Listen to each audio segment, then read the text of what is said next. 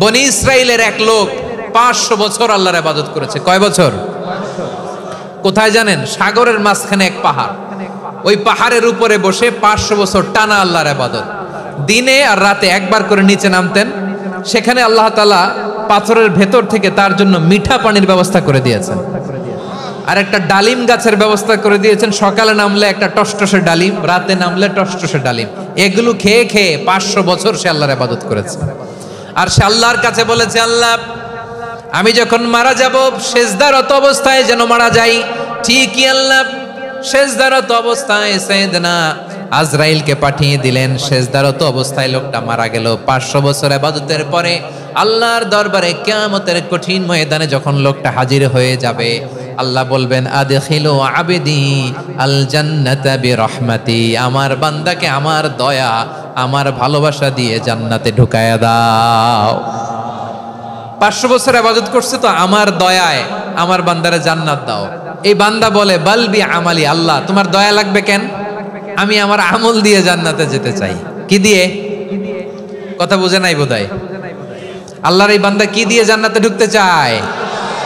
আমল দিয়ে। আল্লাহ বলছে, আমার দয়ায় আমার বান্দারা জান্নাতে নিয়ে যাও। ফেরেশতারা এ বলে, আল্লাহ তোমার দয়া লাগবে কেন? সেজদা তো কম দেই নাই, জিকির করতে করতে 500 বছর শেষ করে দিলাম, আবার তোমার দয়া লাগবে?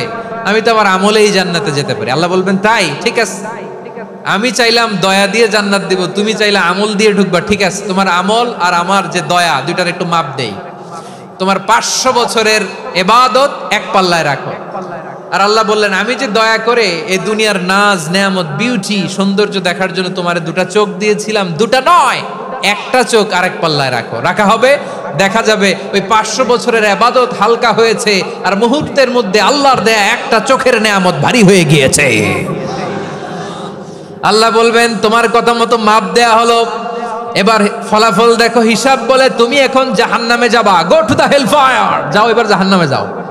মাপ জোখে যখন আসছো আমার সাথে হিসাব ক্যালকুলেশন, যাও তুমি এবার জাহান্নামে যাবা।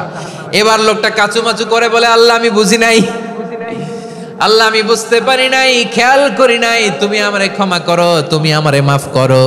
ও আল্লাহ, এবার আমি টের পেয়েছি, এবার আমি বুঝতে পেরেছি, তোমার দয়া ছাড়া দুনিয়ায় কেউ জান্নাতে যেতে পারবে না, কেউ পারবে না। আল্লাহ বললেন, ওরে গোলাম, তুই তো কিছুই ছিলি না, অস্তিত্বহীনতা থেকে তোরে অস্তিত্বে আনলো কে? ওই ছোট্ট শুক্রাণু থেকে মায়ের পেটে 9 মাস ধরে খাবার দিয়েছে কে?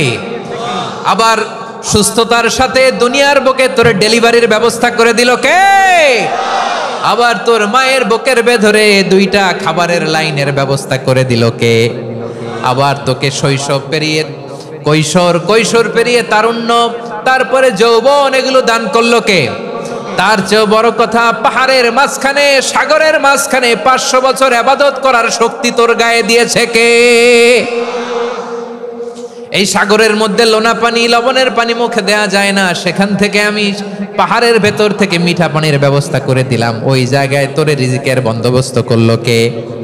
সকাল বিকাল 2 বেলা টসটসে ডালিম খাওয়ার ব্যবস্থা করে দিল কে?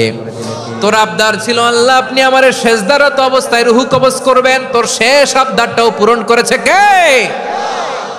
ও গোলাম, আমার রহমতের তুলনায়, আমার নেয়ামতের তুলনায় তোর 500 বছরের ইবাদতের কোনো ওজনই হবে না। গোটা বিশ্বের কেউ কোনোদিন আমার জান্নাতে ঢুকতে পারবে না আমি আল্লাহর দয়া ছাড়া। হুয়ার রহমানুর রহিম, তিনি দয়াময়, তিনি মেহেরবান। জিব্রাইল আলাইহিস সালাম বিশ্বনবীর এই লম্বা হাদিসটা যখন শোনালেন, আমি যা যা বলছি এটা বিশাল এক হাদিসের অনুবাদ। বললেন, ইয়া মুহাম্মদ, এই দুনিয়ার সবটাই চলে আল্লাহর রহমত দিয়ে। হাদিসের শেষ কথা, সব চলে আল্লাহর কি দিয়ে? তখন বিশ্বনবী সাহাবাদের বললেন, ও সাহাবারা শোনো, আল্লাহর জান্নাতে কেউ কোনোদিন প্রবেশ করতে পারবে না তার রহমত ছাড়া। সাহাবারা বললেন, ইয়া রাসূলুল্লাহ, আপনিও না, আপনিও কি আল্লাহর রহমত ছাড়া প্রবেশ করতে পারবেন না? বিশ্বনবী বললেন, না আমিও না, আমি বিশ্বনবীও আল্লাহর জান্নাতে আল্লাহর রহমত ছাড়া ঢুকতে পারবে না। তবে কিয়ামতের দিন আল্লাহর রহমত আমার চারদিকে বেষ্টনী দিয়ে থাকবে। আল্লাহ নিজের পরিচয় দিয়ে বললেন, আলিমুল গায়বি ওয়াশ শাহাদাতি হুয়ার রহমানুর রহিম, আমি হলাম রহমান, আমি রাহিম। আল্লাহরে চিনছেন? ও বারোখালীর ভাইয়েরা, আপনার রবকে চিনতে পারতেছেন? তিনি দয়ার সাগর, তিনি মায়ার সাগর। তার দয়ার সাগর যে কত বড় আপনার কল্পনাতেও নাই। এজন্য আপনার পাপ যত বড় হোক, অন্যায় যত বড় হোক, অপরাধ যত বড় হোক, আপনার জুলুম যত বড় হোক, আল্লাহর রহমান নামের দরিয়া তার চাইতেও বড়। আল্লাহ বলেন, খুলিয়া ইবাদিয়াল্লাযীনা আসরাফু আলা আনফুসিহিম লা তাকনাতু মির রাহমাতিল্লাহ ইন্নাল্লাহা ইয়াগফিরুয যুনুবা জামিআ ইন্নাহু হুয়াল গফুরুর রহিম। ও আমার গুনাহগার বান্দারা শোনো, জুলুম করেছো, ভুল করেছো, অন্যায় করেছো, আল্লাহর রহমত থেকে নিরাশ হয়ো না। আমরা বিশ্বাসীরা কঠিন কালেও আল্লাহর রহমত থেকে নিরাশ হব না, ঠিক কিনা বলেন? আল্লাহর রহমত থেকে নিরাশ হবেন? ভুল করে ফেলছেন, আরে ভুল তো সবাই করে। পাপ হয়েছে, আরে পাপ তো সবার আছে, আপনারা সবাই পাপী, সবাই পাপী। যত পাপ হোক, ভুল হোক, অন্যায় হোক, অনুতপ্ত হয়ে তওবা করে, ওযু করে, জায়নামাজটা বিছিয়ে সেজদা দিয়ে চোখের পানি ছাড়েন। চোখের বেয়ে পড়া পানি আল্লাহর কাছে যে কত প্রিয়। অনুতপ্ত বান্দার চোখের পানির ফোঁটা তার চোখ বেয়ে, নাকের ডগা বেয়ে জমিনে ড্রপ করার আগেই আল্লাহর ওই বান্দার সব গুনাহ মাফ করে দেয়।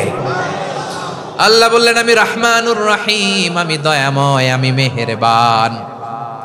এরপর আল্লাহ বললেন, হুয়াল্লাহুল্লাযী লা ইলাহা ইল্লা হুয়াল মালিকুল কুদ্দুসুস সালামুল মুমিন। ওয়াল্লাহুল্লাযী, তিনি এমন আল্লাহ, লা ইলাহা ইল্লাহু, তিনি ছাড়া কোনো ইলাহ নাই। আল মালিক, তিনি হলেন আল মালিক। দুইটা শেষ, আর রহমান আর রাহিম শেষ। এবার আল্লাহ 3 নাম্বার গুণবাচক নামের পরিচয় দিচ্ছেন। আল্লাহ বলছেন, আমি হচ্ছি আল মালিক। আমি কি? মানে সম্রাট। আল মালিক মানে হচ্ছে the king, the king of kings. সব রাজার বড় রাজা, মহারাজা।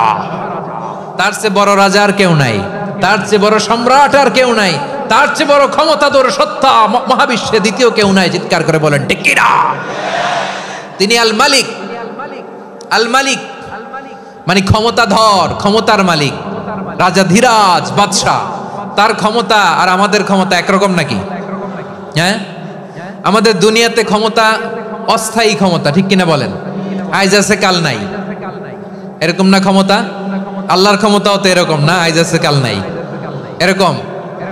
দুনিয়াতে দেখবেন কোন দেশের প্রেসিডেন্টের 4 বছরের ক্ষমতার মেয়াদ, কোন দেশের 5 বছরের। আল্লাহর কয় বছরের? 10 বছরের নাকি 20 বছর, 100 বছর। আল্লাহর ক্ষমতার মেয়াদ কতদিন বলেন? বুঝে থাকলে বলেন তো। চিরকাল তার ক্ষমতার মেয়াদ। চিল্লায় বলেন ঠিক কিনা? নিরঙ্কুশ ক্ষমতা, একচ্ছত্র ক্ষমতা বলতে যা বুঝায়, এই ক্ষমতা একমাত্র আল্লাহরই আছে।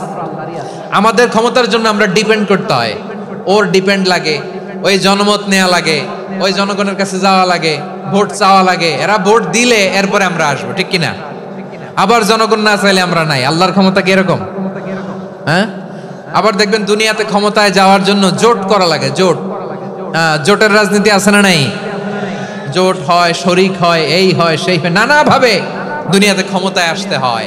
আল্লাহ বলে, আমার ক্ষমতার জন্য কারো উপর বিন্দু পরিমাণ আমার ডিপেন্ড করা লাগে না।